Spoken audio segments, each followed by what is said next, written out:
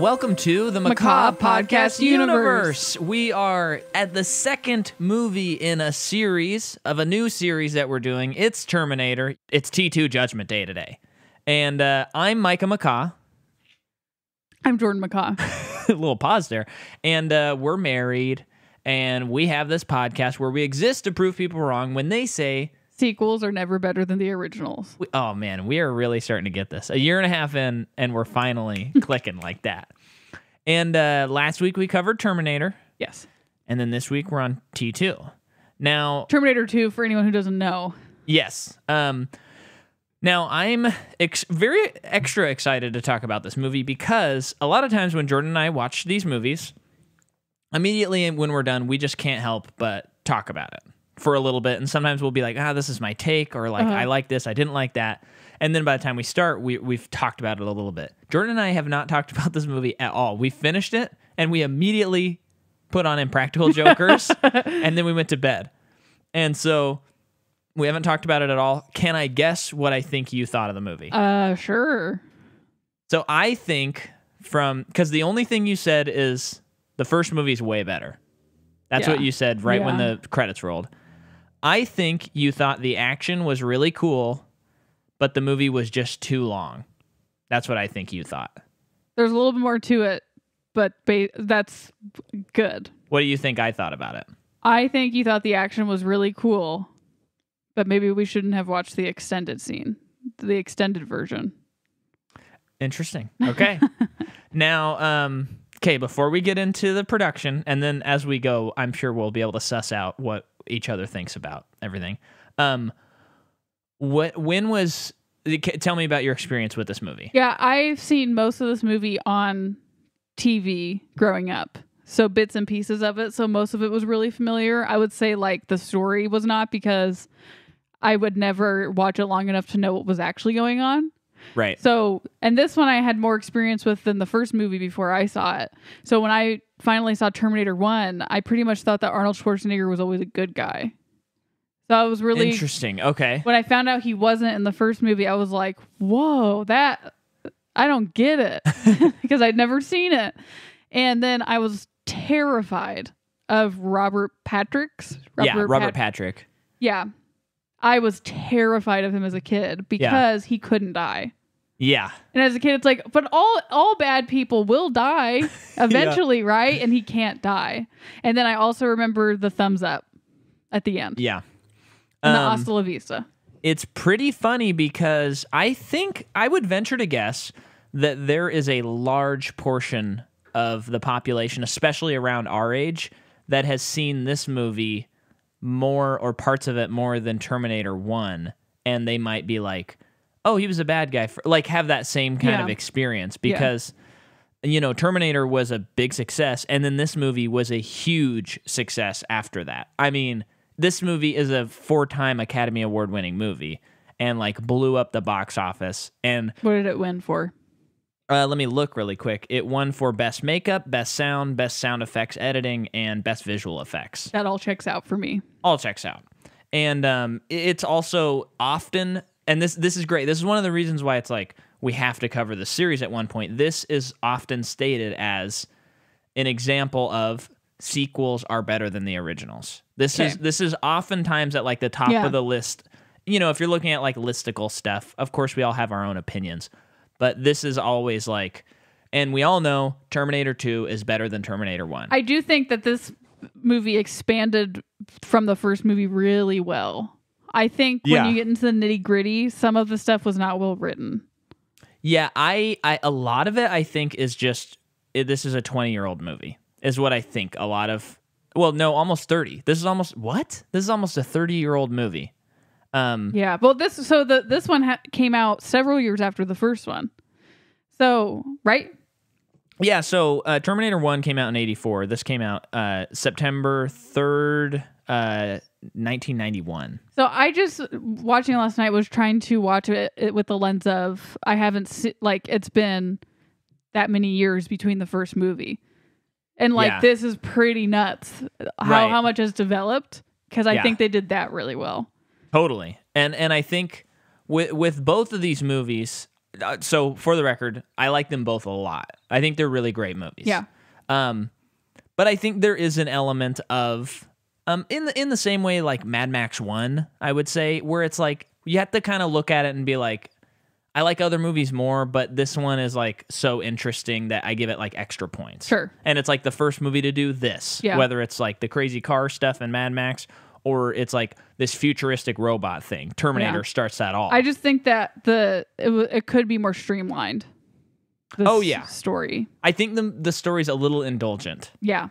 But we also did watch the extended, which was 15 extra minutes, and I think we were very easily able to figure out which parts were extended, because it's like, yeah, that doesn't make sense to include it in the theatrical version. Yeah, and it didn't seem like those padded scenes added much from what I remembered of it the first time I saw it. And so the first time I saw it, I had always seen it as number 35 on IMDb's top 250 movies, and I took it into that expectation where I was like, this is going to be like one of the greatest movies I've ever seen, and my expectation was so high that it didn't come close to that, and so I was like, oh, I don't really like it. This movie sucks. Yeah, is what I initially thought, and then over time, as you're hearing on this podcast, like rediscovering Cameron, I'm like, oh no, this movie rules.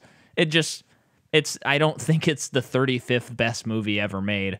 But I also don't really think that matters, having those lists. They're a fun thing to reference and to make sure you're watching like important movies, but it really doesn't account for your own personal opinion. Yeah. But let's get into it a little bit, right? The movie is directed by James Cameron. And I got to talk about this. We made sure and we watched The Abyss in between the Terminators, because that's what James Cameron made in between the movies, which I had never seen The Abyss. Jordan had never seen The Abyss. Holy crap. That is easily my favorite Cameron. Roller coaster of emotion. I think me too. It was so just good. An anxiety attack movie the whole time. It was unbelievable. It kind of had that same feeling of like when I saw Gravity in theaters. Yeah. Where I was like, I'm having a hard time breathing. Yeah. And we watched The Abyss on just a normal like TV screen. Mm-hmm. And it wasn't even the proper aspect ratio. I don't know why Amazon didn't put the proper aspect ratio on. But even that, I was like... I felt that movie was a little long too. But I think it's because I just got through this really intense moment. And then this next thing happens and it's like, oh my gosh, I have to get through this too. Yeah. I think it just was kind of exhausting to watch, and not in a bad way. Yeah, absolutely. I agree. Yeah. It's funny because James Cameron only has 2 movies under 2 hours. Terminator and what? And his first movie, Piranha 2. Okay. And then this guy likes long movies. You know, like Titanic, that's 3, I think. And then Avatar was like 250, I think. And, you know, surely Avatar 2 is going to be probably 3 hours. I mean, he likes making epics. Yeah, and we love him for it, I think, frankly. Yeah. Anyway, so we watched The Abyss, and part of the reason I wanted to do that is because in The Abyss, there's the water tentacle that comes out. And if you haven't seen that, you could just look up The Abyss, and it pops right up. And it's this water, like, reflecting special effect that goes through the submarine, and then it forms its face to match some of the actors' faces, and it's just made of water. The effect still looks really great. Yeah. And that was the most advanced special effects that have ever been achieved at that point. Yeah. And you know, there's like reflection stuff. It's just a wild effect. She interacts with it. She touches it. Oh yeah, she does. Yeah. It's crazy when they achieve something in a special effects and it's like alone, like that is really cool. But then she touches it. Like they top themselves. Yeah. And it's like, oh no, you're making it harder for the next people. Yeah, and I felt like we should watch that before this movie, because that was kind of like Cameron had an idea for, okay, let's make Terminator 2 about this like polyethymer, you know, liquid steel man. Sure. But the studios and Cameron are like, we can't do that. That's impossible. Like, how are we going to do that? And so The Abyss is kind of like his proof of concept. Yeah. And so then let it's me make you this incredibly insane and no doubt expensive movie to prove that I can make. And that effect in that movie is like one scene too. So let me make this whole scene surrounded by this one effect. Can I make Terminator 2 now? And they probably were screaming yes to him. Yeah, and I mean, speaking of that effect, though, when we were watching the movie, they did do that thing where it was like, oh, they keep topping themselves. Yeah. Like, you would think this effect would be... They would have maybe tried to do it make it a little easier on themselves for Terminator 2. I do like that there's still a good amount of practical effects. Yeah. In this movie. Like those, when he gets shot. I love like those. Yeah. Little things that I'm sure Stan Winston made that they put on his chest. And yeah. I saw this shot, like behind the scenes shot, and I was very confused because they were shooting him and those were going on him like in real time. And I was like, what? How did that work? And so I guess that gun must have shot them or something. I mean, or it was under his clothing and it like opened up. But they're like set on top. You can tell that they're like on top. I couldn't figure it out because I was seeing them like literally like they shoot and then it's like appears on the chest, shoot. Yeah. And this isn't from the camera's point of view. It's a camera filming the crew filming the movie. Yeah. I watched it like 2 or 3 times and I could not figure out how to do it. They didn't explain it. No.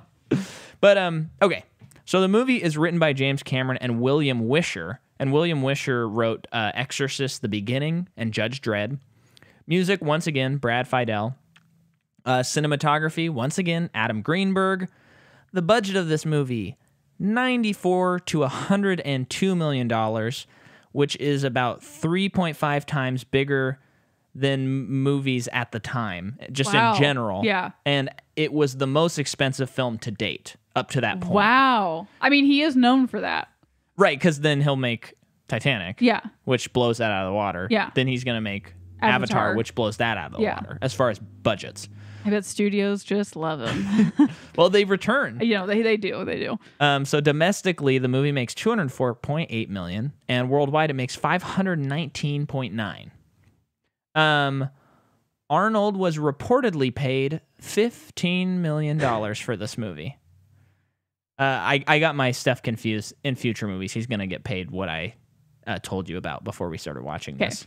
And Linda Hamilton, the star, the core of this movie. Of course, the woman in this movie gets paid $1 million. For this movie? As opposed to 15. For this movie? Yes. What did she get paid the last movie? I don't know if I have that fact. You did in the last movie. I did? Yeah. I don't remember what I said. But it Arnold, wasn't good either. I feel she only like got paid $1 million to do this movie. And Arnold got paid 15. That is I don't even know. That pisses me off so much. Truly, this woman is acting. She is the emotional core of the movie. Yeah. She's doing so much. And I mean, I just have to say Arnold's great, but he doesn't really need to do, he's a robot. He learns emotions, which means he still doesn't really do anything emotional. And he walks and shoots again. I know he's doing more than that. I know. I think he gets MVP performance from me. Okay. Easy. But I'm not saying, it's just like, you couldn't even have paid her at least like $5 million? Yeah. That's crazy. Ridiculous. I hope on the new one she's top billed. She better be. Because she's not going to be in the rest of the movies until Dark Fate. Gosh. So now we're going to get into the nitty gritty just a little bit. Hemdale Film Corporation owned 50% of the rights to franchise, which, quote, stymied efforts to make a sequel, but they were having financial issues. And then Carolco Pictures bought the rights for $5 million. I'm saying that because in the next movie, that means something. There is a lot of rights issues. Okay. So that's where it'll break down. And then the other 50%, I believe, is still owned by Gail Ann Hurst, who helped get the first movie made. This is a 171-day shoot. Linda Hamilton's twin sister, Leslie Hamilton Guerin, was used for shots with both actors in them. So at the end of the movie, when he's imitating her, Leslie's in the background. That's so great. I love that. I did not know she had a twin. Yeah. I looked them up, and I could not tell a difference. It's that identical? It's identical. Can I look it up? Yeah, please look it up. Just do Hamilton twins, I think. That's pretty crazy. Isn't that nuts? And I saw a couple where she was like styled like her, and then it would say like Leslie Hamilton underneath, and I'm like, what? I think side by side you can kind of tell, but even still, it's hard to tell. So Rami has a twin, like crazy twin. That is insane. And I think his name is Sammy, like Sami, like Sami, and then I don't know if that's true, but that's just what Google said. But okay. So you liked, I mean, the Hamilton twin thing's kind of nuts, right? Yes. Okay, so they had nearly recovered the budget to this movie before it was even released because they sold the worldwide rights for $65 million, video rights for $10 million, and television rights for $7 million. So before it's even in theaters, they've almost made back their entire budget. Whoa, that's crazy. The nuclear scene in this movie where everyone's exploding, miniatures. Great. For the most part. And then there's several versions of this movie, as we talked about. Yeah. There's like theatrical, special edition, and then ultimate edition. And the ultimate, I think, is like 2 hours and 50 minutes or something like that. What possibly could there be in there that we want? But here we go. So here's some more stuff, and I'm almost done here. They changed the course of LA rivers to block off for the shots where they're driving through the like tunnel river area. Most of that freeway stuff is real. Like At the night scene? No, well, yeah, I believe a lot of that is real. Like that helicopter flying under the bridge. Yeah. Which I can't believe they did that. It's almost like you didn't tell anyone you were going to do this when you rented this helicopter, huh? Well, I would think that you'd crash like immediately because of the wind updraft and all that stuff. But I also don't really understand how it works, but helicopters scare me. I don't want to ever be on one. So, then the other thing, like in the freeway scene when he's driving and he hits the top of that that underpass, that's real. The someone had to duck to not get. Well, I mean, I don't know how they did it exactly. Maybe no one's driving it, and it's just like on a track. They're pulling it or something. Yeah, they're probably pulling it. Yeah, that makes sense. I really hope so. The semi flying off of the bridge into the little runoff area. Yeah, real. Crazy. I mean, all of that stuff is real. It's so insane. There were animatronic duplications of Arnold when he's getting shot at by the police. You could kind of tell. Yeah, but very cool. They did I'm a really good job. Dogging them for that or anything. And then there's also like when Hamilton was burning to death in the nuclear scene. That's a fake, like, but it's not CG, of course. They don't have that technology yet. But that's like Stan Winston building like a model. That was freaky. That looked like one of the best I've ever seen. Yeah. The T-1000 animatronic of Wait, how did they do that? Because remember, it was like a burning body, and then it like blew away like ashes, but the skeleton was still there. I don't know, but they did it. Then at the end, when the T-1000, like its head gets kind of like blown apart, or maybe that's in the elevator scene. But there is like Stan Winston like made that he did thing. So then they kind of mix it in between. Cool. So it's like he's wearing that piece. Yeah. Or they're, filming that piece. I don't know if Patrick is wearing it. Yeah. And then there are like the CG is like filling in the gaps and stuff. That's great. And then it's kind of fun because watching the behind the scenes, it's the same special effects team on Jurassic Park. Yeah. So I'm just seeing like the same guys that I watch all of this stuff on who are like, oh yeah, we're working on this, and then like the next year they're going to start working on Jurassic Park. It's like this because they haven't even started yet. Well, wait, when did Jurassic Park come out? 93. That's crazy. So they would like finish this project, or maybe they'd already started on Jurassic Park, but around the same time. They're talking to Spielberg.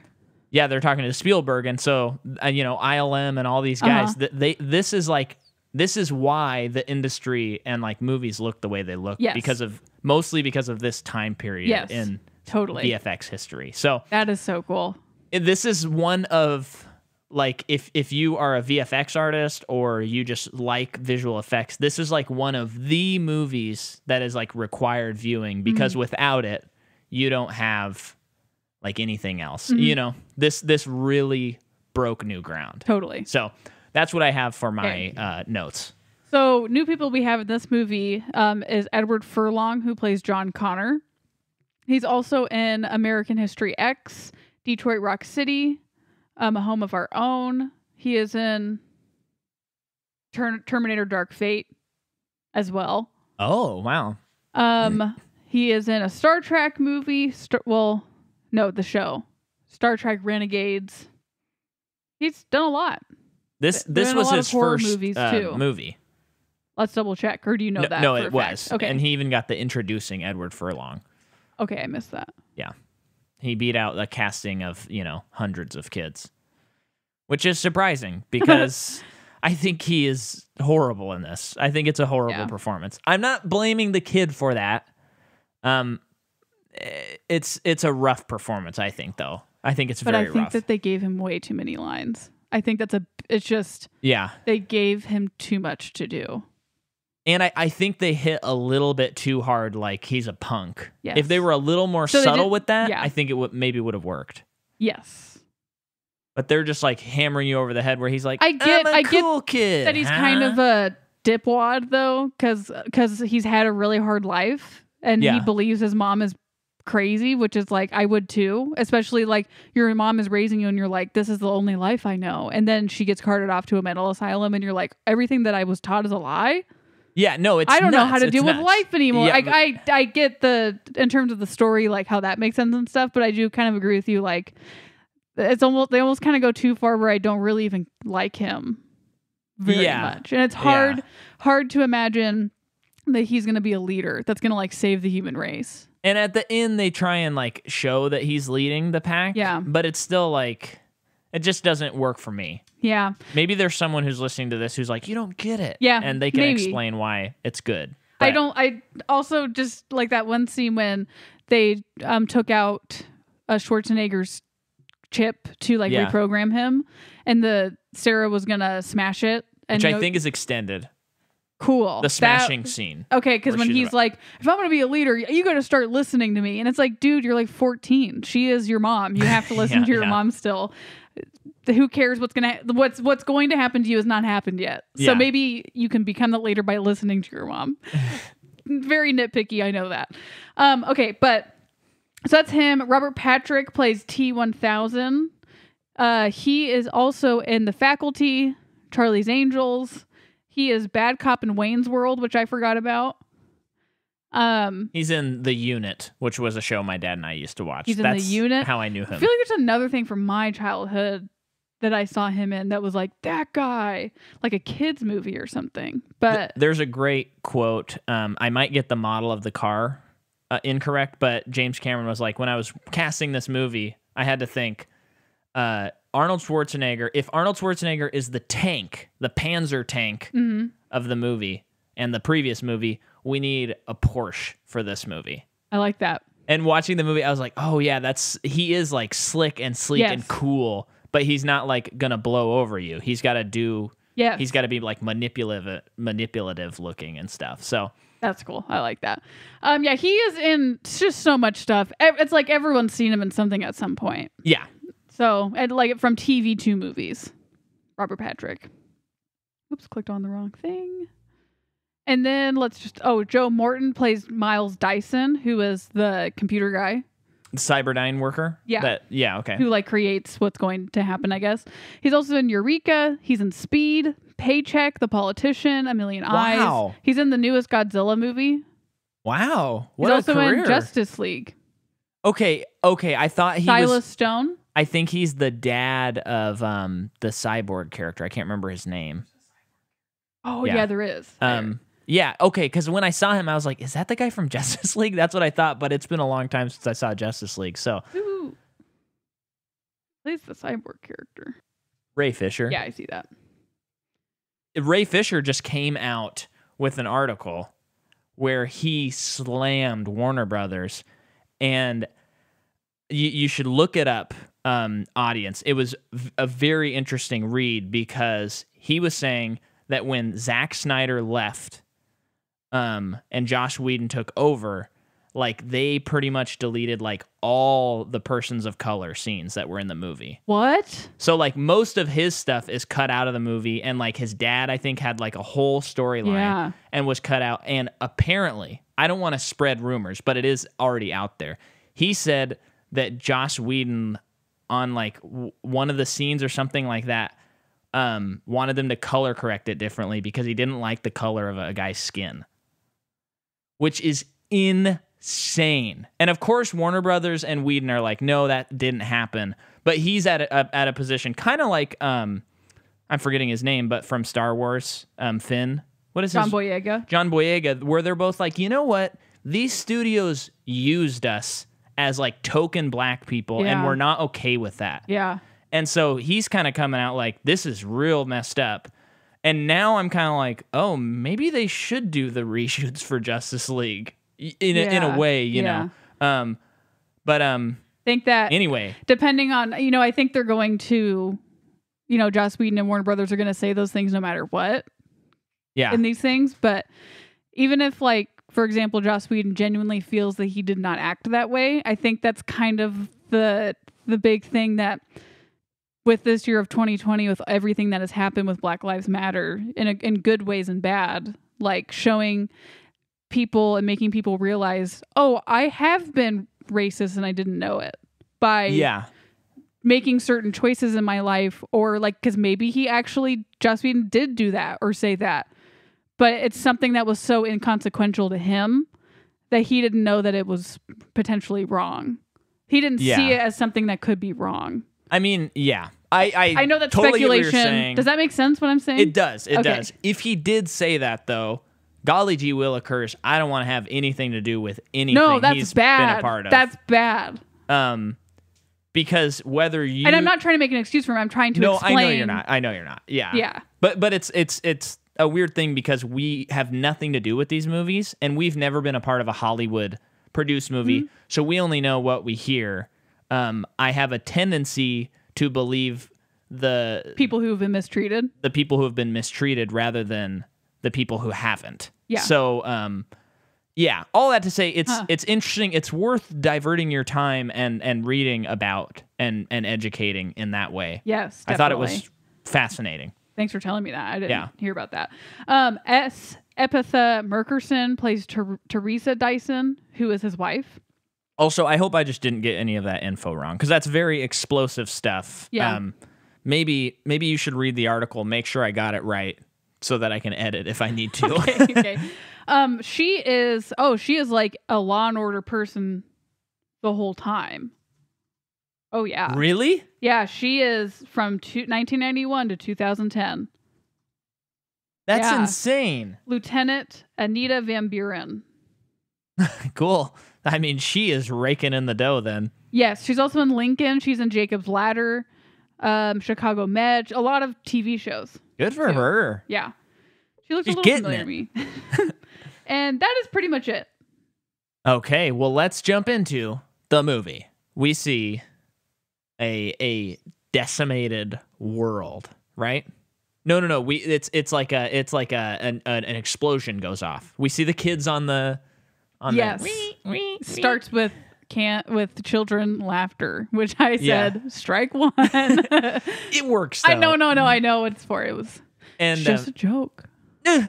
Well, and I think also like maybe I'm wrong, but I think that has been duplicated so many times that it's like a joke, but I don't think people did that before. When like that slow motion footage that wasn't shot in slow motion, where it's like kids like ha ha ha, like showing innocence, and then something terrible happens. Where now it's like every detective or like kidnapping movie ever does that. And this is a detective kidnapping movie.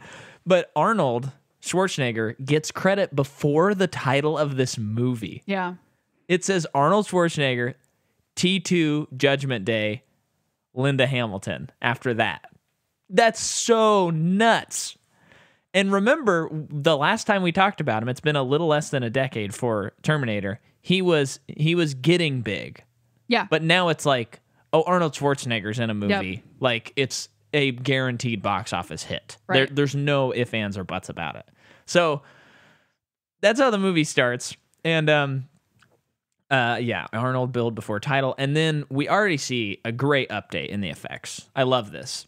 Arnold shows up and he's like in the electric orb. And when it goes away, there's like metal that's been like that was affected by the orb. Like it's curved. Yeah. Because of you just gotta watch it, but we were like, whoa, really cool. And it even the ground was curved too. Yeah, and it's just kind of like a subtle, well, it's not that subtle, but like, okay, we're up in the stakes here. Yeah. Like already. And you see Arnold. See naked Arnold again. Yeah, and he goes into a bar, and when he goes in there, he's like, take off your clothes and give me your bicycle.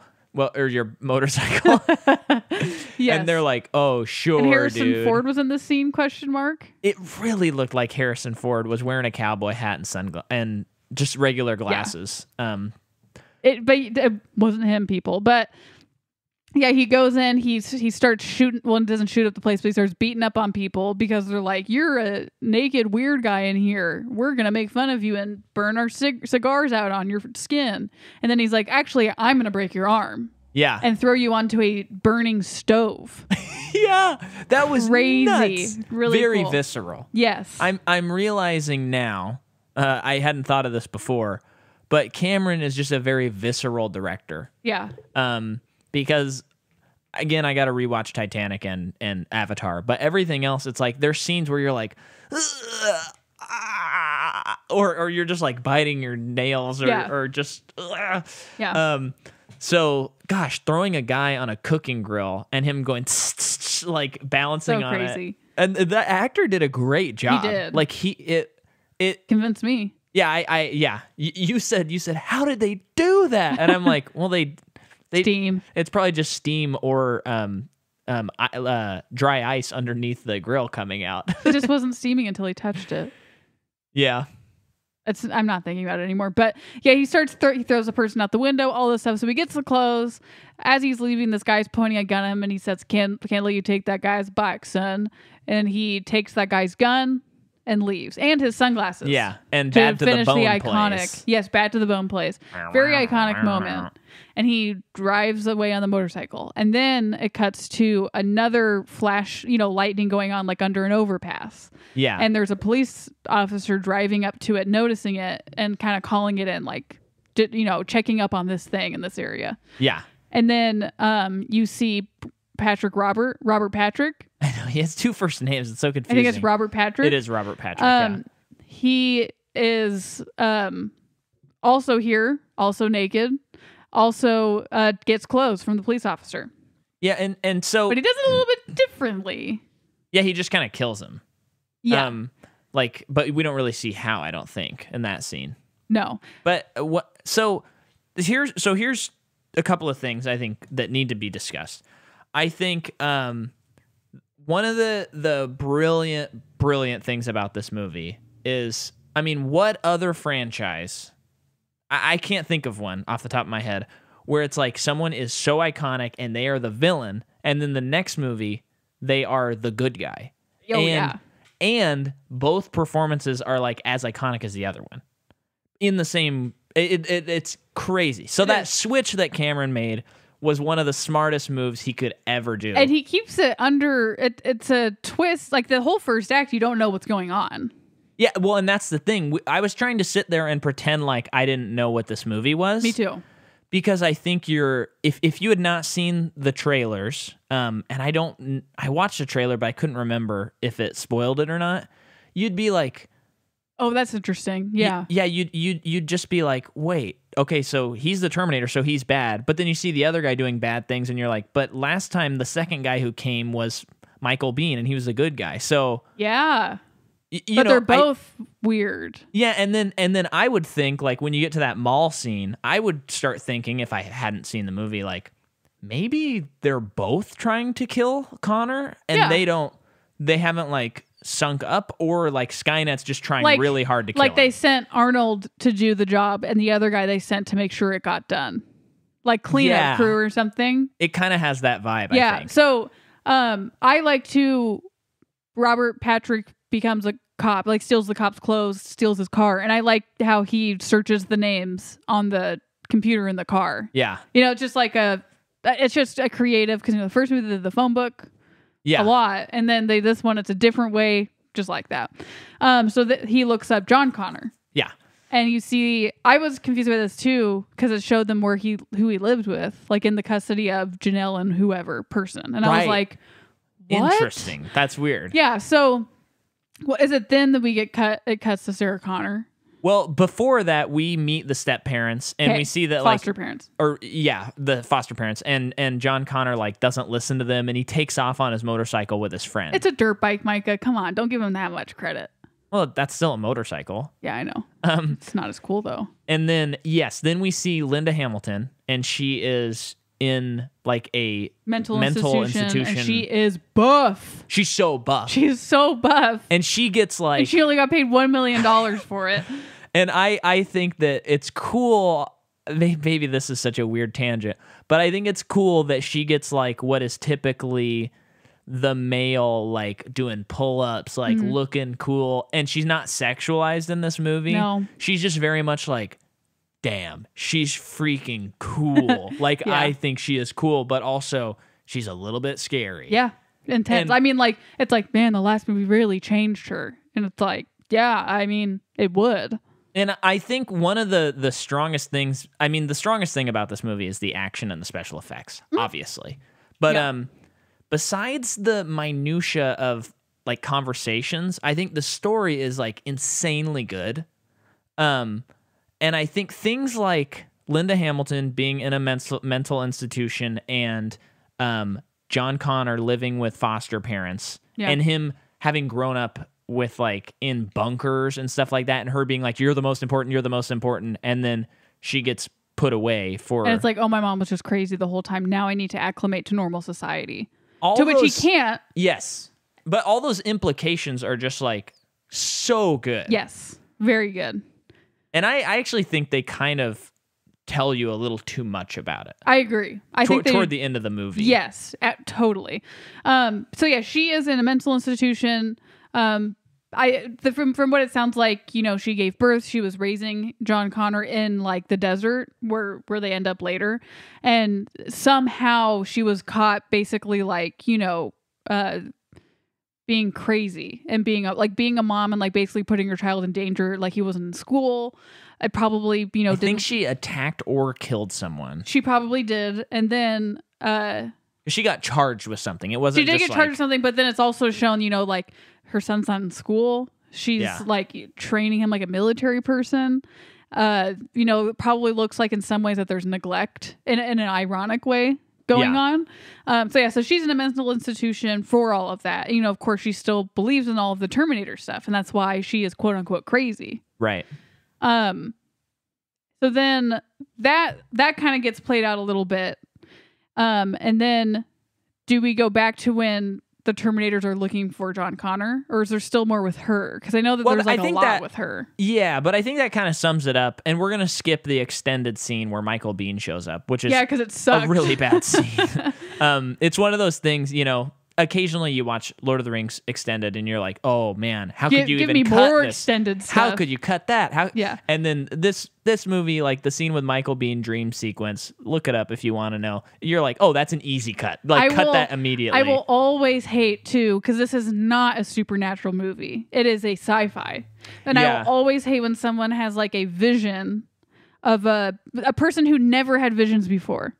Who has a vision of like a person who died coming back saying, you have to save him. They're back. Yeah. She wouldn't know that because this is all in her mind. You know, like I don't like that he basically gave her new information. Right. So how do you feel about in The Dark Knight Rises when Ra's al Ghul shows up in his cell at the bottom of the pit? That feels earned. Yes. That is earned. Also, I think there's some supernatural stuff going on up in that movie. Okay. And yeah. up in that series too. So especially with Ra's al Ghul. Like that makes sense. Well, and not to go too much on this, but I do think it was kind of a cool nod at like in the comic books, he's like I believe he's like kind of like an eternal figure that never really dies. Well, I look at it too because of the first movie, like it's a religion. Yeah. So he is able to, like his spirit was able to visit him because of this weird. Well, and that's religion. what I'm saying. It's like a nice nod to the comics of like he's like immortal basically. Yeah. And so he can still like show up and do stuff. Totally. That's anyway. fine. This is like that has never once been hinted at. Right. I mean, why would it? The first movie is so streamlined that it's like so clear cut. And this movie, because of some of those extended stuff, it's like, okay, let's just wrap it up and keep going. So, John. Okay. I want to do one more thing, and then we can get to where they're finding John. I just love, again, think about it the first time you're seeing it. Robert Patrick or the T-1000 shows up at the foster parents' house, and he goes, "Have you seen this child?" Yeah. And they're like, "Oh man, what did he do this time?" And they're like, "Is this about the guy who came earlier and asked about him on the motorcycle?" Oh yeah, that's right. That's and right. I would think first time you're watching that, you're like, "Wait, what?" Yeah. Like Arnold already showed up, so the kid's done for, I guess. I mean, he can't be because I've seen. I would assume he's in the movie more, but what? Right. And then we get to the mall where the kids are like slacking off. And so you see that he has a ATM card that can just get money out of it. So he gets $300. Jeez. Yeah. They go to an arcade to blow all the money off on that. And the cop T-1000 shows up asking kids where he is, all this stuff. I like that he asks his friend with the terrible mullet if he's seen this kid, and his friend is a good friend and is like, no. Yeah. Don't know who that is? Like, oh, you're a good friend. And so he gets caught. John gets caught, so he's running away. Yeah. And as he's running away through like the back hallways of the mall, he comes face to face with Terminator.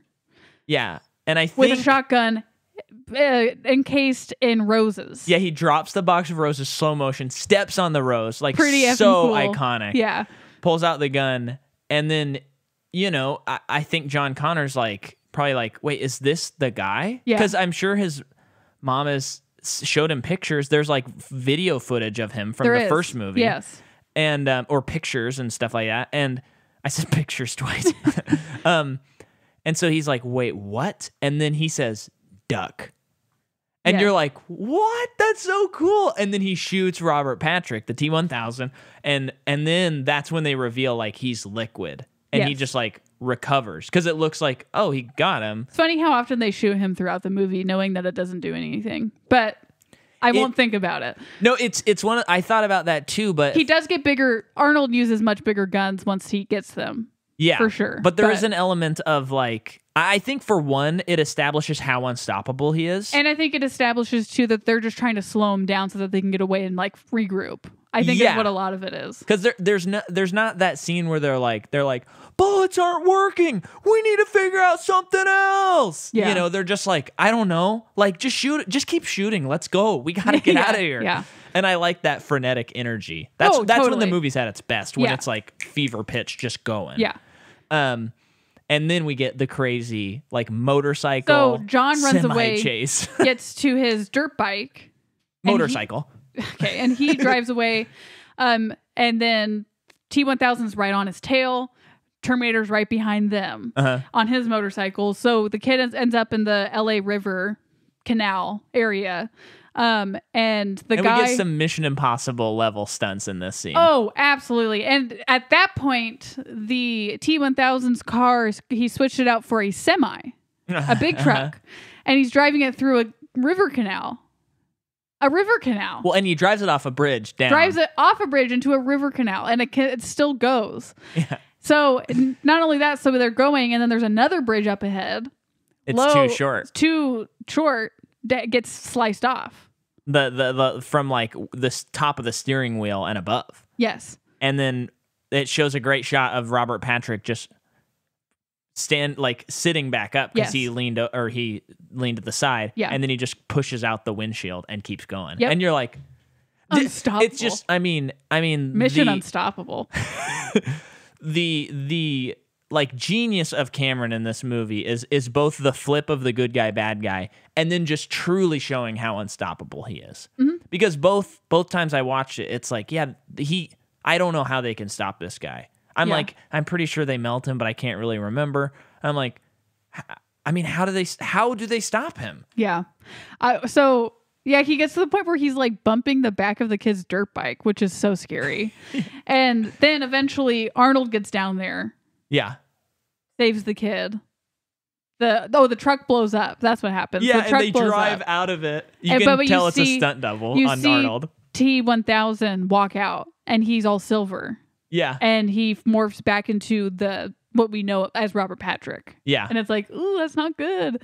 Well, and here's something, Hollywood, if you're listening, and we know you are, if you are going to make a sequel to a movie, now there are 2 movies that do this, and I like both of these 2 movies a lot. I think they're both really cool, especially the one I'm going to talk about.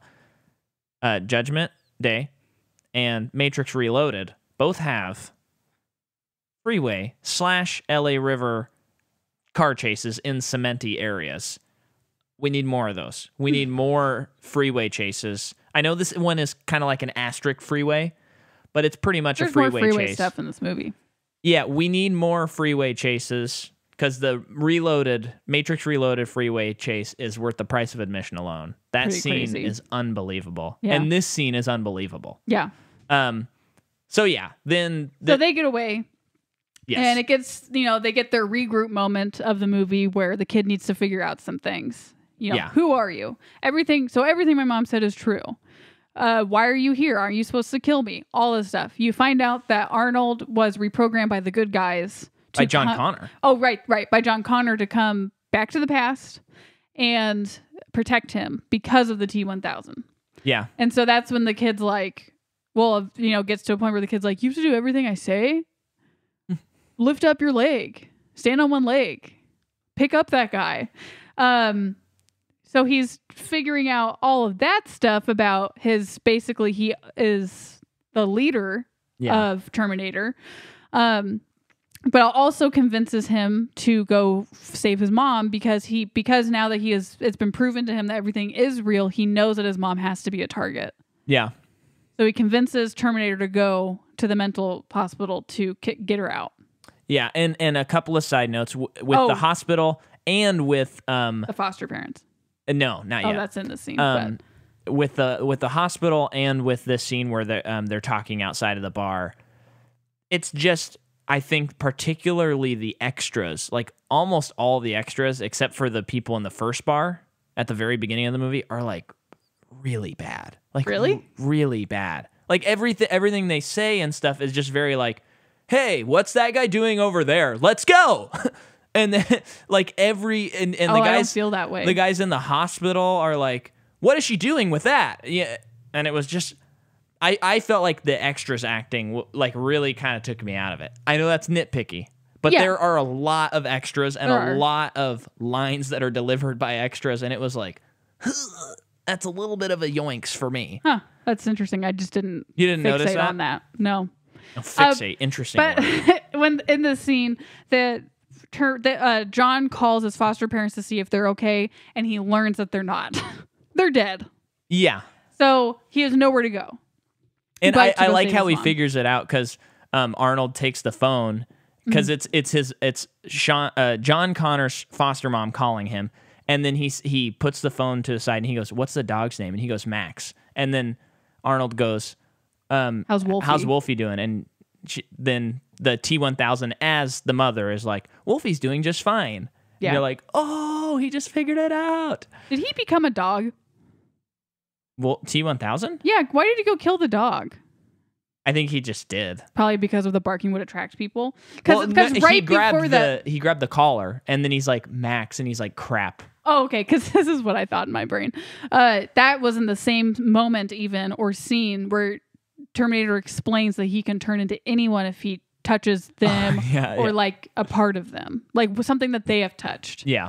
So when he went out to the dog, and he said it has to be something that he is the same size as, because it can't be like a giant thing or like a bomb like the kids suggest or something. Yeah. So he goes out to the dog and like kills the dog. Mm-hmm. And then I was like, oh, he's going to become a dog now? Is he like faster or something? And then you never see him as the dog. No, it was just showing him eliminating that from the equation. Yeah. And I think that actually was an extended.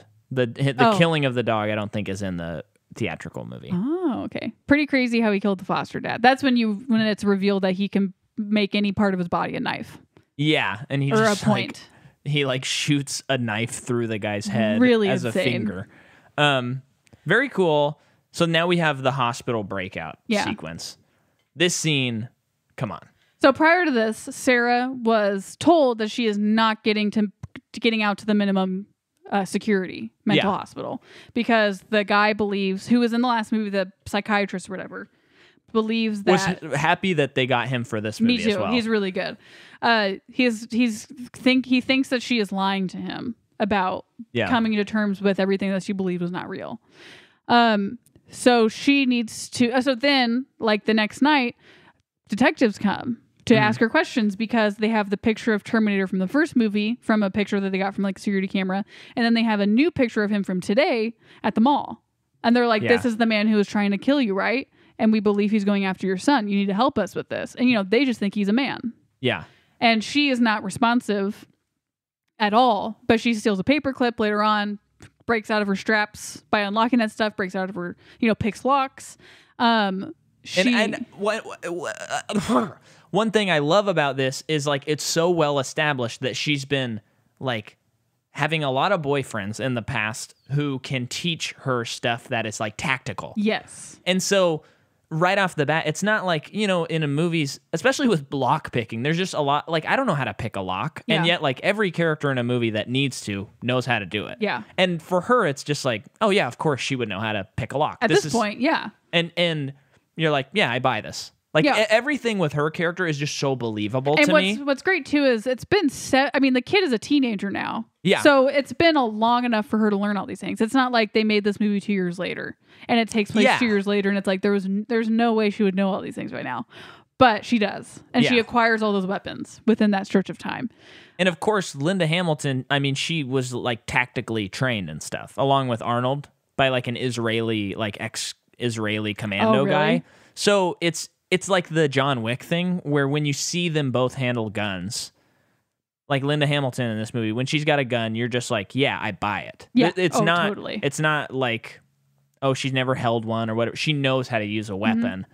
And same with picking the lock and like sneaking around the hospital. It's all just like knowing how to like negotiate her way out, because she was doing a pretty good job until the Terminator showed up. This was crazy to me. So she beats up one of the orderlies who licked her earlier. And I was like, I'm glad to see blood spraying out of that guy's face. Yeah, he was no good. No. And then she goes to, she finds the psychiatrist and like another orderly, incapacitates the other orderly, injects something in him that probably keeps him asleep.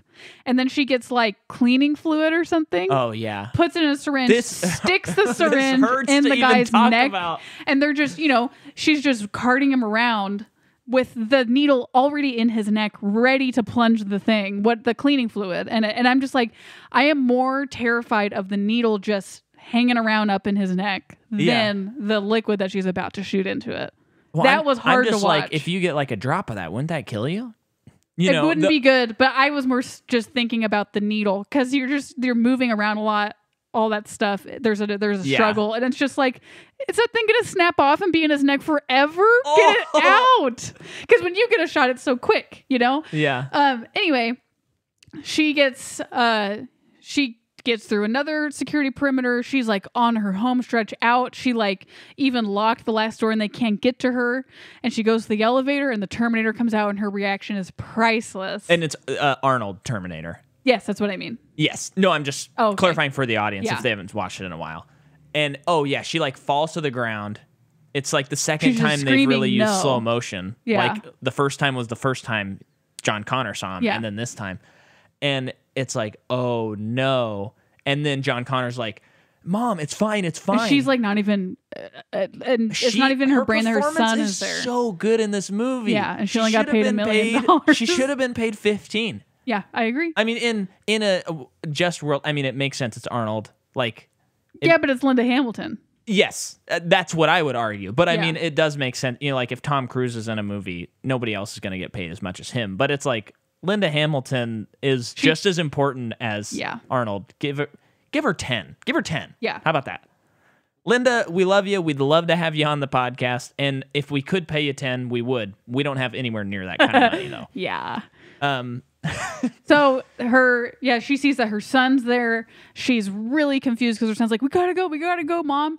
And you see basically that Terminator is helping, like he's good. He holds out his hand for her and says, "Come with me if you want to live," which Michael Biehn said in the first movie to her. And so it's like such split-second moments that she just goes with it. They go in the elevator, and just in time, T-1000 shows up, and he's changing his body in so many different ways to create knives to try and stop. He walks through bars. Yes, which is really cool. So they get out of the hospital, though. They're getting away, but he is coming right after him. Not only can he create knives with his arms and all that, he can run really fast.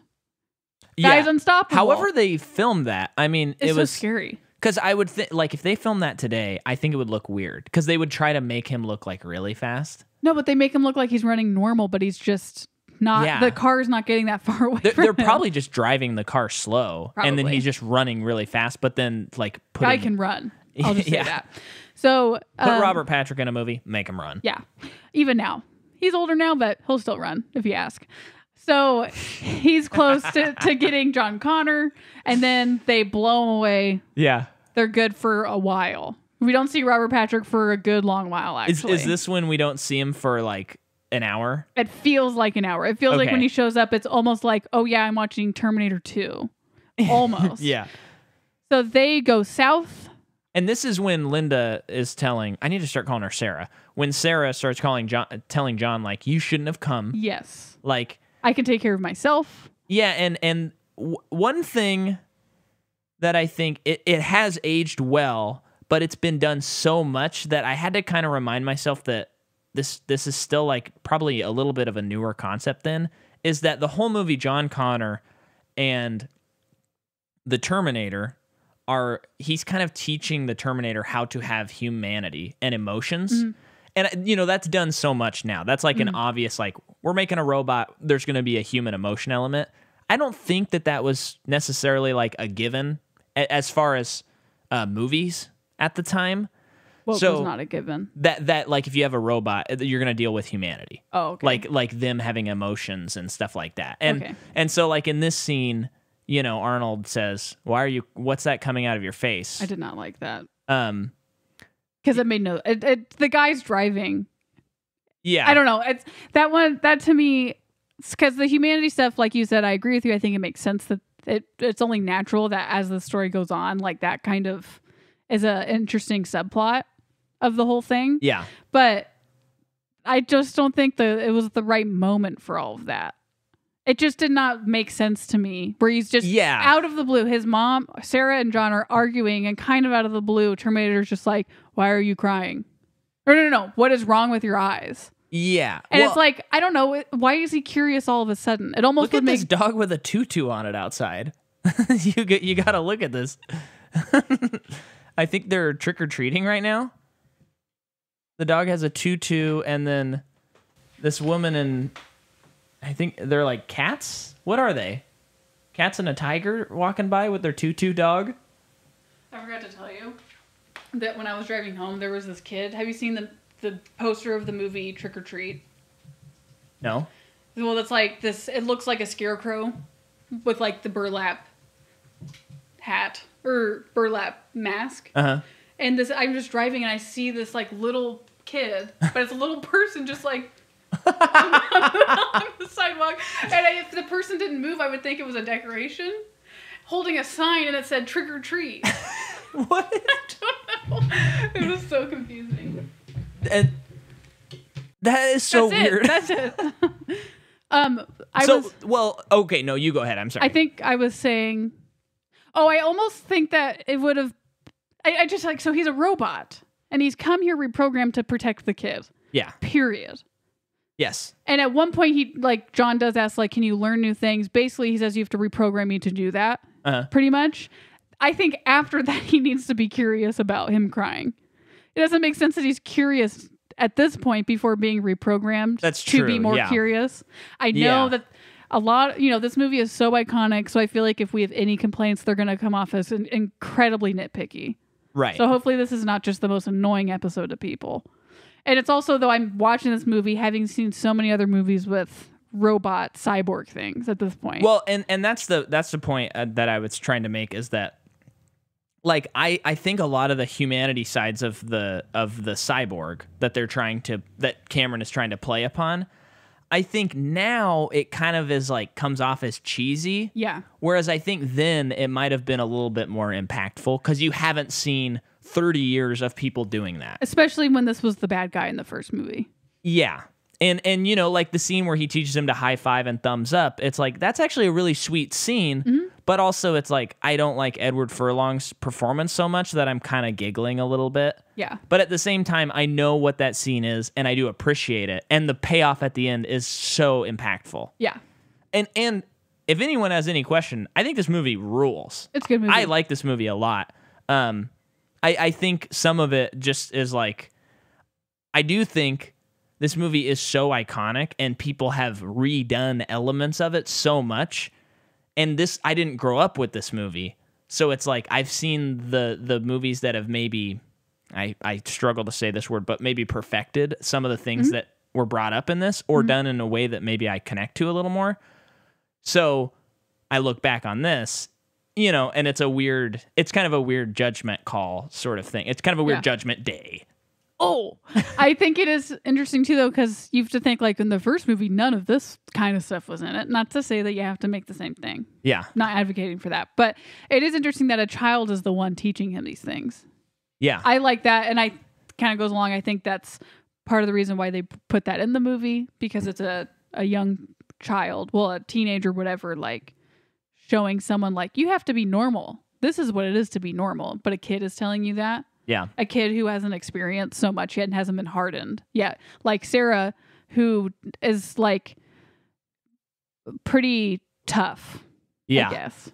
Well, and I just think that Sarah, like all things Sarah in this movie, I think are like basically perfect. Like could not be improved upon. Yeah.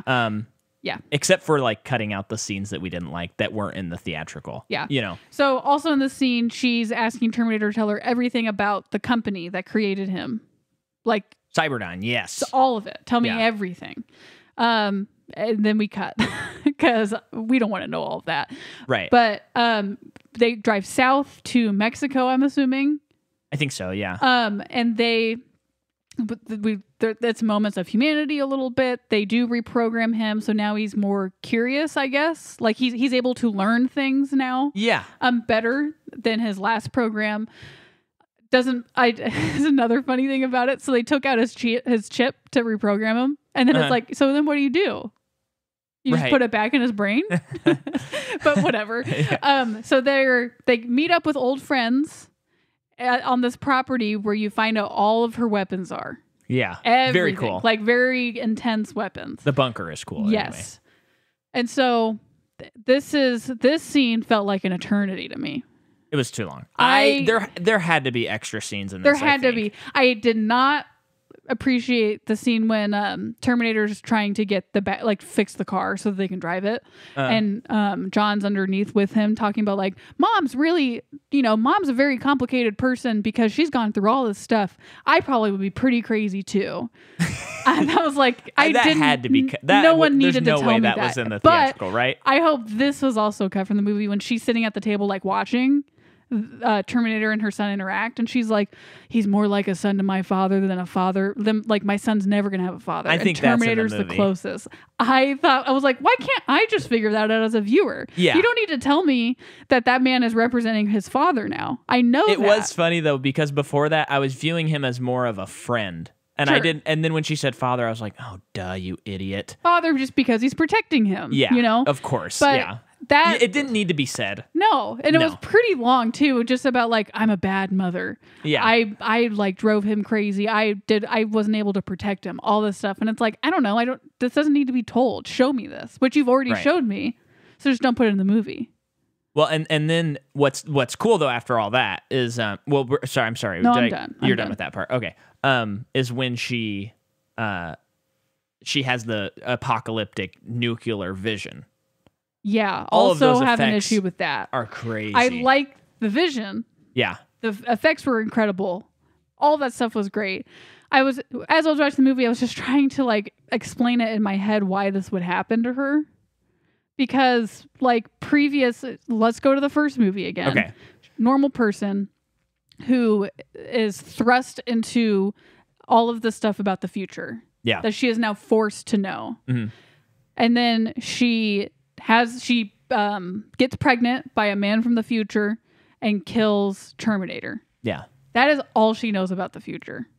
No, he tells her about the nuclear holocaust. He does, but that's like as far as we know, one night in an underpass. He tells her about stuff.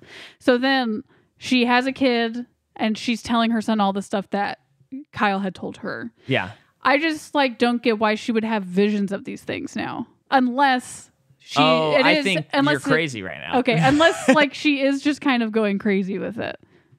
Like she's becoming obsessed with it. I don't know.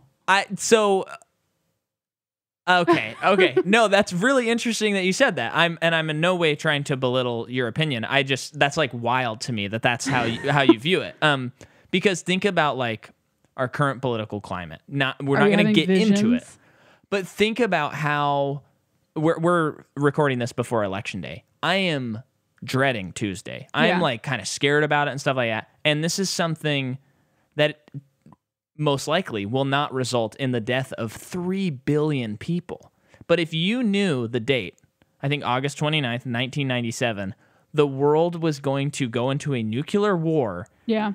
And 3 billion people were going to be killed, and you knew it, and no one else believed you, I think you would be plagued by visions. Yeah. Every night. Well, plus too, I mean, she's so consumed by it that like what we do see in those visions is what she is imagining. We're not, and I know that we're not seeing what is going to actually happen. We're not seeing the actual judgment day. We're seeing her imagining it. Right. So I think it's like kind of the linchpin to the movie for me. Okay. Yeah. I think I'm trying not to be like comparing it to the last movie the whole time. I'm really trying not to. That's what we do. Well, I know, but I don't, because I don't want to. I'm not one of those people that it has to be the same. No. Anyone who listens to this podcast knows that, though. But like this movie, just some of that stuff feels very artistic compared to the last movie. Yeah. And I think it's just a little jarring to me compared to the last movie. Yeah. This scene works for me 100%. Okay. Well, no, it does make sense that she like has this vision and it pushes her to drive to Dyson's house and assassinate him. So just for sake of argument, imagine that scene doesn't happen and she just talks about it and then she attempts to murder this guy. No, I agree. It needs to be You're in there. not going to be on her side. Talking through it makes me like it more. Of course. But of course, I convinced you. So we learned before that the guy who basically starts all of the S that's going to go down is alive right now and working on it right now. And she's like, okay, I'm going to drive to his house and kill him. Like, I'm going to go back in time and kill Hitler's mom. Like, the whole idea. It's so cool because in the first movie, we're dealing with a bunch of time paradoxes and stuff like that. And what would you do if this happened? And then this one's like, what if you knew the future and you could prevent it? Would you prevent it? So she goes and she tries. It's so fascinating though. So she goes and she's shooting up his house. Gets him in the shoulder. I did not remember this, and I was like, "Oh, surely she's gonna see the kid walk in, and she's not gonna shoot, and then like Terminator will show up." She just starts firing away, and I'm like, "What?" Because I couldn't remember this scene at all. I had never seen this part of the movie, so I didn't know that this whole thing was in the movie. Yeah, but so she's shooting up the place. She does shoot him in the shoulder, not a fatal wound, and then she can't do it. Well, Terminator and her son do show up, but she also can't do it. Yeah. So I think that's always so interesting when you are given the moment to finally do that thing. Can you kill a person? Yeah. And that's why everyone needs to read 11/22/63 because it's about the Kennedy assassination and it's a time travel story. Great book. That also tackles ideas like that. Yeah. And the audiobook is amazing. Highly recommend. It's like over 30 hours, but it's worth it. You will be binge listening to it. Yeah, that's so a good easy. One. But, and there's a whole like few hours that take place in Derry, Maine, in between the two segments of it, where it is regrouping. In between the 27 years. Yeah, it's pretty cool. So yeah, all of that stuff is like really cool. And then they've basically, I like how quick he believes because he's familiar with the software he's creating. And then he basically knows the potential if it works. Yeah, and then John Connor's like, show him. And just again, I don't want to bash on Edward Furlong. You're welcome on the podcast anytime. But I'm just not a fan of this performance. I don't think it's a good performance. But he what's cool characteristically though is like at this point on he's like a leader. Yes. And it is cool. I just don't like it doesn't quite connect with me because of like how many lines he has and just the acting in general. But he is like, just show him Terminator. And so Terminator like cuts off like the skin around his arm and shows the arm, and they have the arm from the first Terminator. Mm-hmm. And I like too. So Sarah's response was to go kill the man who was going to create all these things. Yeah. And then their response was, let's go find the man and explain to him what's going to happen and prove it to him. Yeah. We don't need to kill anybody. We just need to explain it. And he does believe in it. Yeah, it's so cool. And then they go to Cyberdyne and they're like rigging stuff up, and then the police get called and everything goes bat-S. Yeah. And there's some insane stuff in here, like Arnold shooting up the police cars and stuff like that. But not killing anyone, because John told him not to kill anyone. Yeah. But a lot of people have lost their kneecaps in this movie, I will say. Which, one of the greatest bits in this movie is he says, don't kill anybody. So they show up to the hospital, and the officer's he like... immediately shoots both of his knees out. Yeah. And it's like, okay, well, that guy's not going to walk anymore. That is a great joke, yeah. though. But he's like, there was this great behind the scenes where Arnold really does like shoot that gun at all those cars and just like shoot them like crazy. And then Cameron yells cut down at the bottom, and he's like, tell me that didn't feel amazing, Arnold. Are you serious? Yeah. That's awesome. Or something to the effect of like, tell me that felt bad. Or because he's just like, that was cool. Yeah. And so, they're rigging it up. The police come in, they shoot Miles. Yeah, Dyson. Miles is his first name. Oh, okay. They always refer to him as Dyson. Yes, they shoot him, and I'm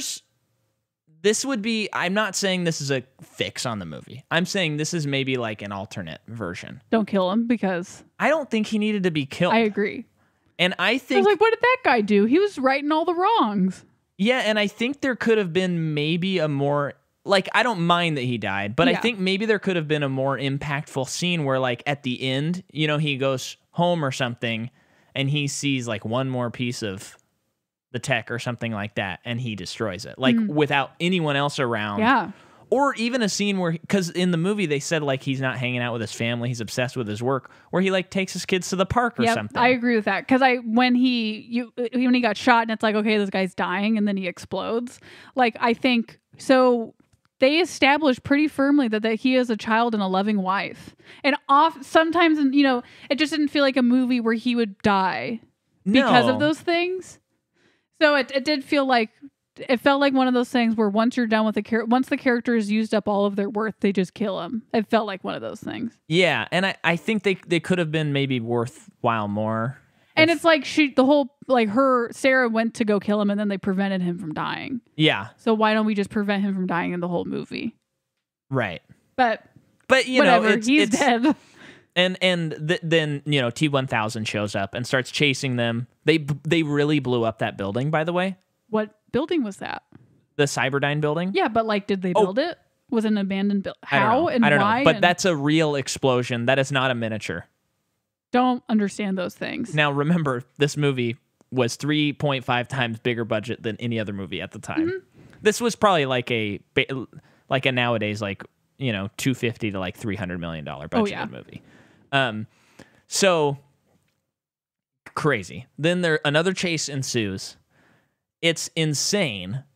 Robert Patrick breaks into a helicopter and like goops in through the windshield and tells a guy, get out. And the guy just immediately jumps out. The guy was not joking.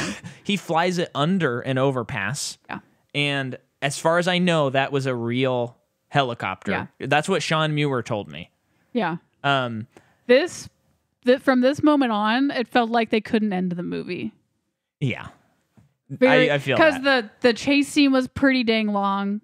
Uh-huh. And then he catches up to them at the steel factory. But before, can we just say that when the semi crashes, that scene, like the stunts in that blew my mind. Insane what Arnold or his stunt man did. Yeah. But yeah, he like jumps from the car onto the semi, and then the semi flips, and they're just dragging it.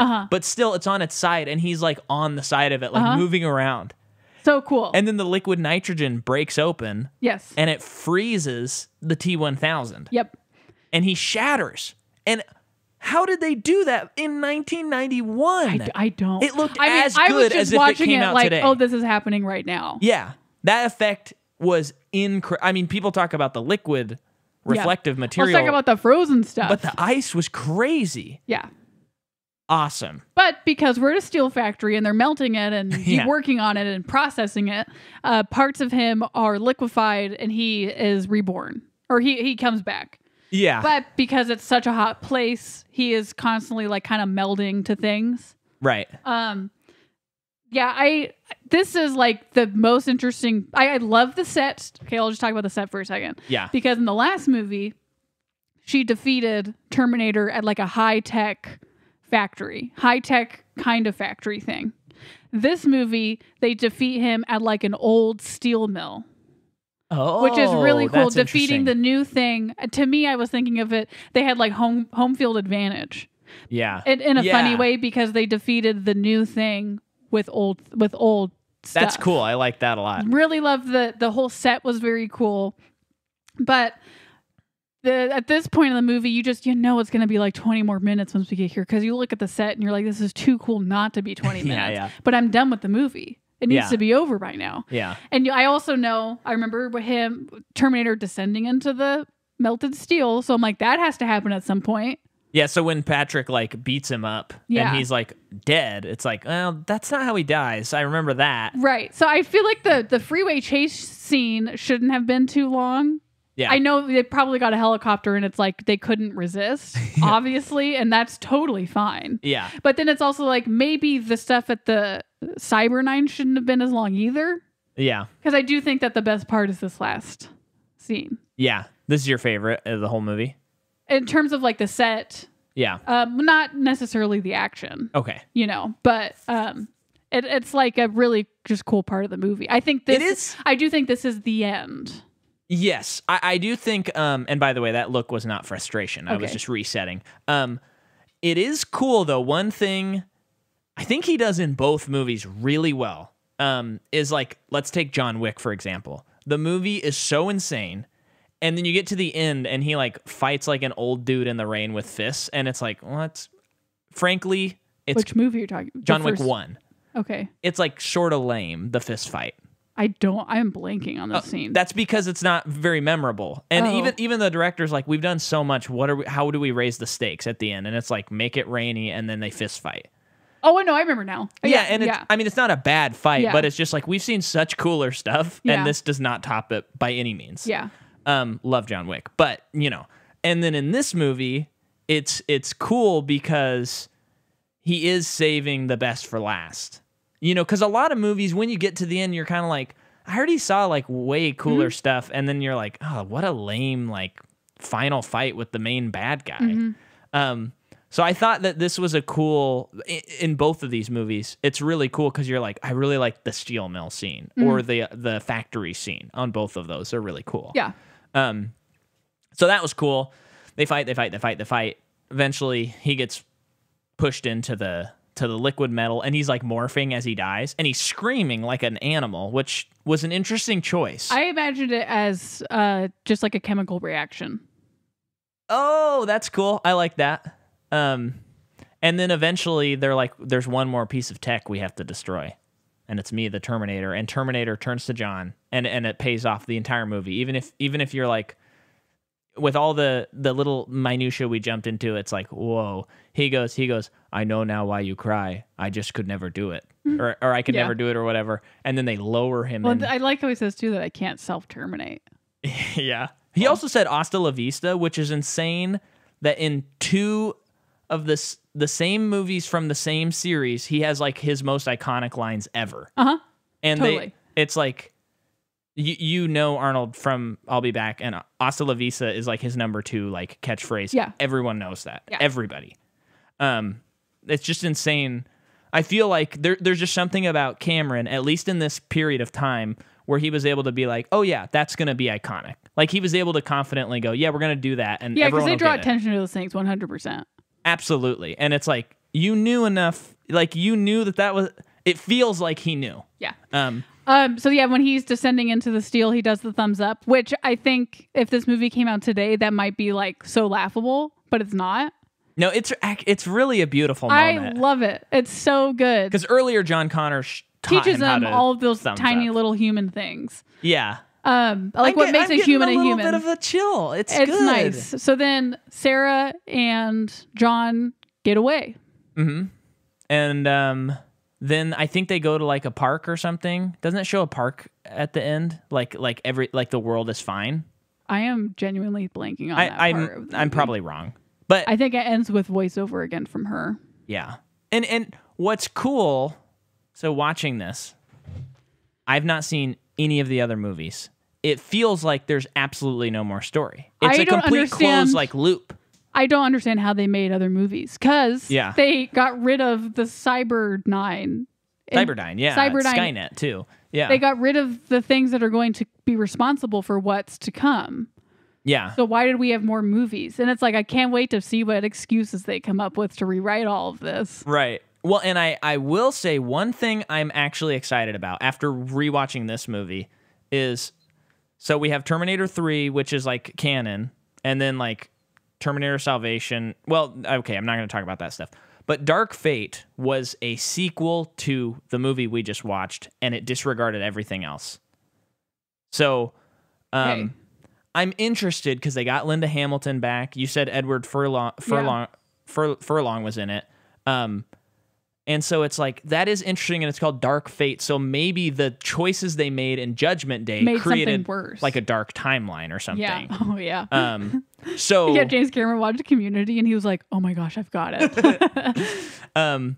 So even though I thought the movie looked bad and I was never interested in it when it came out last year, now I'm a little like, that's going to be interesting. And even if we don't like the other movies, I feel like it'll be such a different jump on the material since the other movies it's disregarding. Mm-hmm. It'll be totally interesting. Yeah. So what is this next one? When did it come out? The next one comes out in 2003. Okay. What's it called? And it is called T3 Rise of the Machines. And wow, we're going to be talking about film rights a lot. So strap in for that, folks. But my final word on this movie is I think that this movie does what a lot of sequels do, which is it goes bigger and it goes more bombastic, and it is the rare movie that pulls it off. I think this movie, like a lot of famous movies, has so many people that look up to it that make bad imitations of it, and that's why people say sequels are never better than the originals, because they're like, they always try and go bigger and worse and whatever. But this movie, it goes bigger, and I think it does earn that stuff. It's actually a pretty insane tone shift, because the first movie's like horror, hard sci-fi. This movie's an action movie, a sci-fi action movie, not really horror based. I mean, the other one's not too horror, but it has those elements. But yeah, this movie rules. I like it a lot. I like the first movie much more, though. Agreed. Yeah. Your final word? I think you kind of put it all how I would say it. Really? Yeah. Love the first movie so much more. I think because it's more streamlined. It does make sense in a second movie that it would be more convoluted because of everything that's been learned from the first movie. So they had like two storylines in one. The Dyson storyline and then the T-1000. Yeah. Both interesting things. I think it convoluted the story a little too much. Yeah. And I think that this movie, as far as the just straight story, I think the straight story is awesome. Yeah, I think it's good. Another alternate movie that could have been interesting is Dyson lives and John Connor dies at the end of the movie. Because we don't need him. Technically, we don't need him to be that. Well, he could have maybe killed the T-1000, which meant he would have saved humanity. even as a child, rather than having to become. I like that, and then we get no more movies. Yeah, that would just be an interesting like alternate universe. That would be like my pitch if I was in the writer's room or something like that, you know? Yeah. Because that would be kind of interesting. Next week, we are covering Terminator 3. And on Patreon this week, we're releasing T2 3D Battle Across Time. Oh, you got it. Yes. So this month, we have 2 patron episodes. And one, we had an interview. You're welcome. That rules and it's cool. Monsters University. It's only $3 a month. www.patreon.com/MICAHMCCAW. Sign up or else. Bye.